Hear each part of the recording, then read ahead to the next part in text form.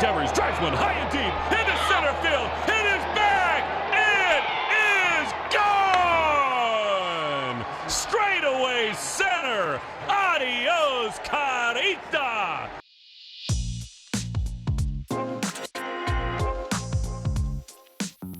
From MLB.com, this is the Morning Lineup Podcast. I'm your host, Anthony Castrovins. Today is Monday, May 12th. And on today's show, we're going to discuss the Red Sox star who has taken his move to designated hitter very, very seriously. We're also going to catch you up with the two hottest teams in baseball and the second dismissal of a manager already in this young season. Let's get to it. If you've watched the compelling Netflix documentary The Clubhouse, which followed the Red Sox throughout the 2024 season, you can't help but wish there was a sequel in the works for 2025. Because what's gone on with Rafael Devers, both in spring training and the regular season, is a real-life baseball soap opera. In case you somehow missed it, Devers was reluctant to give up his third base position and move to DH when the Red Sox signed Alex Bregman. Ultimately, he acquiesced. But just as Devers was settling into life as a full-time hitter, teammate and first baseman Tristan Casas blew out his knee, requiring season-ending surgery. Now the Red Sox are hoping Devers would be willing to take up first base, but he raised eyebrows with his less than graceful public comments on the matter last week, telling reporters through an interpreter that the Red Sox can't, quote, expect me to play every position out there. These seemed like regrettable remarks for a player who's only in the second year of a mammoth 10-year extension and viewed as a cornerstone of this franchise. But then again, Red Sox leadership did not exactly cover itself in glory with the communication breakdowns that have pervaded the Devers drama. So over the weekend, Red Sox principal owner John Henry, team president Sam Kennedy, and chief baseball officer Craig Breslow boarded a plane to join manager Alex Cora in meeting with Devers in Kansas City prior to the start of a series against the Royals. Breslow called it a productive conversation, but it wasn't one that resulted in Devers taking any ground balls at first base over the weekend. Instead, he just continued to man DH and man it well. Amidst all the noise and the external criticism, Devers had a monster weekend in KC.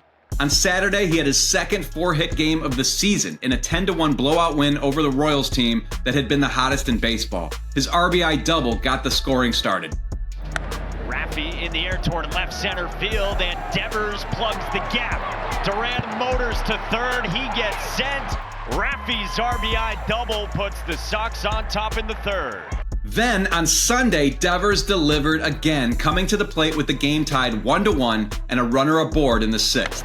Raffy clubs one in the air to center. Isbell goes back. It is gone! Oh my God! Absolutely crushed by Devers. That mammoth 440-foot blast to dead center sent the Sox to a 3-1 win and a series victory. In the 3 games, Devers went a combined 7 for 12 with 11 total bases, 6 RBI, and 2 walks. The conversation and controversy over his reluctance to help the Red Sox at a position of need will continue, but he's definitely putting the hitter in designated hitter.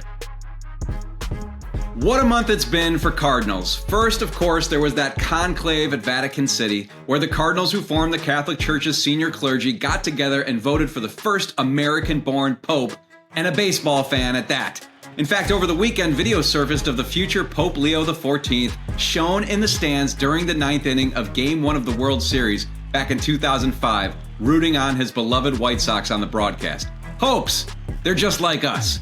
And then, of course, there are the other Cardinals, the St. Louis Cardinals. And though they don't count the Pope among their many fans, they are making their fans happy right now. The Cards took a 7-game winning streak into Sunday's series finale in Washington against the Nationals, and leadoff man Lars Nootbaar set the tone right away. That one hammered down the line. Did he keep it fair? He did! Into the second deck. A leadoff homer for Nootbaar. Happy Mother's Day. It's 1-0 Cardinals. With Wilson Contreras and Nolan Arenado also going deep, the Cardinals cruised to a 6-1 win. That was St. Louis's 8th straight victory, matching the season-opening streak by the Dodgers for longest winning streak of the MLB season. It has also pushed the Cards to a season-best 3 games over 500 and just 1 game back of the first-place Cubs in the NL Central.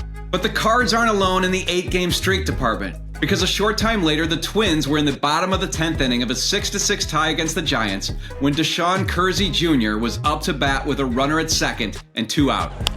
Shoots this one fair inside the left field line. And Deshaun Kersey Jr. swings away and walks it off.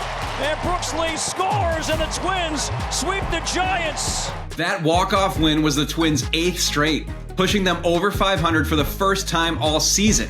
They are in 4th place in the interesting AL Central, but they're within 5 games of the first-place Tigers. So both the Cardinals and Twins have revived their seasons by each winning 8 games in a row. Baseball experts will tell you that's good strategy right there. Coming up, it's been a rocky season for the Rockies, who made a lot of news over the weekend. That's after the break. The absolute craziest result of the weekend came Saturday, when the Padres beat the Rockies 21-0 for the largest shutout ever at Coors Field and a tie for the 3rd largest shutout since 1900, behind a 22-0 Pirates win over the Cubs in 1975 and a 22-0 Cleveland win over the Yankees in 2004. Though the Rockies beat the Friars 9-3 on Sunday, their brutal 7-33 start to the season has cost manager Bud Black his job. Both Black and bench coach Mike Redmond were relieved of their duties after Sunday's game, and third base coach Warren Schaefer has been named interim manager, and hitting coach Clint Hurdle interim bench coach. The Rockies are on pace for 134 losses, which would of course blow away the record of 121 set just last year by the White Sox. Okay, how about some happier news? There were some really cool Mother's Day moments Sunday, such as Christian Yelich going deep with his mom Alicia's name engraved on the barrel of his bat in the Brewers' 4-2 win over the Rays at Steinbrenner Field. But the son who earned the most brownie points on Mother's Day was definitely Rangers third baseman Josh Young. He was facing the Tigers and his brother Jace, who was manning the same position in Detroit. Before their game, their mother Mary delivered the game ball to the mound. And then with 2 outs in the 5th, Josh said, "Look at me, Mom." And a swing, and that's a drive left field. Green looking up, it is gone! A Young 2-run blast. In case you're wondering, a player had never previously homered against his brother's team on Mother's Day, according to the Elias Sports Bureau. The Rangers won 6-1 for their first series win in nearly a month. Speaking of significant swats, newly promoted White Sox prospect Tim Elko made his first major league hit count. Elko hits this one hard. Left field, going back. It is gone! Welcome to Chicago, Tim Elko. Not only did Elko take a Cy Young winner deep in tagging the Marlins Sandy Alcantara with a 3-run blast, but he provided the go-ahead runs in Chicago's 4-2 victory. Freddie Freeman went 4-for-4 with a homer and 3 RBI, raising his average to .376 in the Dodgers' 8-1 win, which salvaged a 4-game split in Arizona. Meanwhile, Clayton Kershaw made what is expected to be his final tune-up at AAA Oklahoma, and he's expected to be activated next weekend. A Francisco Lindor solo homer broke a 2-2 tie in the bottom of the 8th as the Mets went on to a 6-2 win over the Cubs to complete a series victory in Queens. The Yankees tagged their old pal Luis Severino for 8 runs in 4 innings in a 12-2 win over the A's in Sacramento. With a 9-1 win in Seattle, the Blue Jays completed a weekend sweep of the Mariners and moved back to 500. Zach Eflin returned from injury to give the O's 5 solid innings in a 7-3 win over the Angels. Kyle Schwarber went deep twice, and Zach Wheeler was magnificent for 7 scoreless innings as the Phillies beat the Guardians 3-0 to complete a series victory at Progressive Field. For the rest of the weekend's results, MLB.com is your place to be. Coming up tonight, can the Giants show some love to Justin Verlander?